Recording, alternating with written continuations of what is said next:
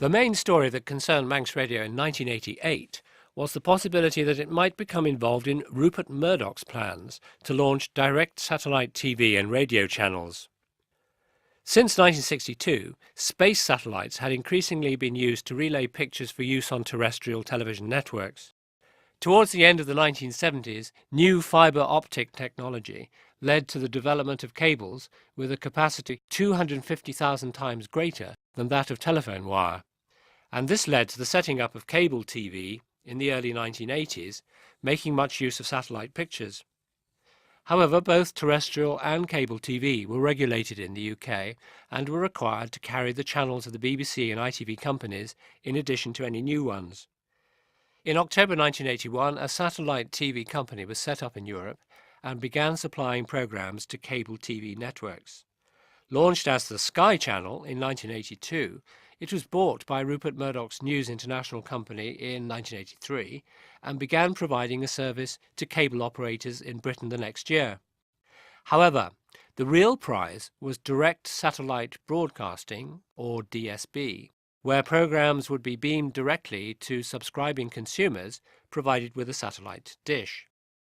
The UK authorised a company called British Satellite Broadcasting, or BSB, to finance and pioneer the necessary technology to set this up in the UK, but progress was slow because of financial and technical problems.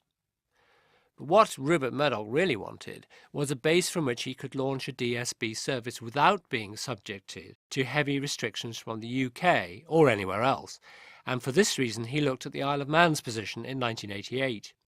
The Independent announced in May that the Manx government is investigating the possibility of handing Manx Radio to Rupert Murdoch as part of a massive shake-up and reorganisation plan from April 1990.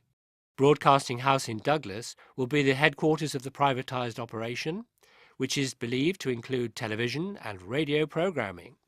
Plans include the addition of another floor to be built onto Manx Radio's existing building to house the administration and offices of the TV channel and Manx Radio. TV programmes will be broadcast to Britain and ERA with transmissions into Europe. This all came doubtless as a considerable shock to many people at Manx Radio. In November 1986, there was a major constitutional change in Tynwald. The various boards through which the island had been administered since the 1870s were abolished and replaced with 9 departments. Moreover, Tynwald now elected from amongst its members a chief minister, actually Miles Walker, whose task was to appoint heads of each department. They were accorded the title Minister, and in line with other Commonwealth countries, the prefix The Honourable. The Home Affairs Board became the Department of Home Affairs under its minister Eddie Lowie, and it retained responsibility for the affairs of Manx Radio. In 1988, Eddie Lowie appointed a committee to deal with the Murdoch negotiations and also liaise with the UK on this issue, as there was no intention on the part of Tynwald to stray into pirate waters again.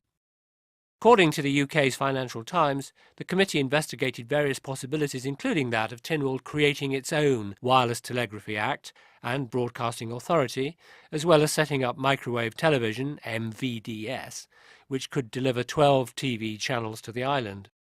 And the Financial Times article also stated that serious thought is also being given to turning the local Manx radio station into a commercial broadcaster to northwest England.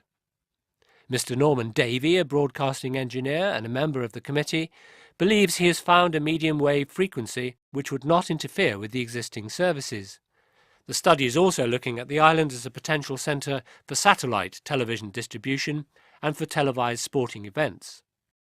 This was heady stuff, and it showed that in ministerial circles there had been firmly lodged the notion that, perhaps after all, something ambitious could be achieved with Manx Radio. During the 1980s, the island committed itself to becoming an offshore international finance centre, and the process seemed to be going well. In partnership with Murdoch's News Corporation, there might be enticing international possibilities for Manx broadcasting as well.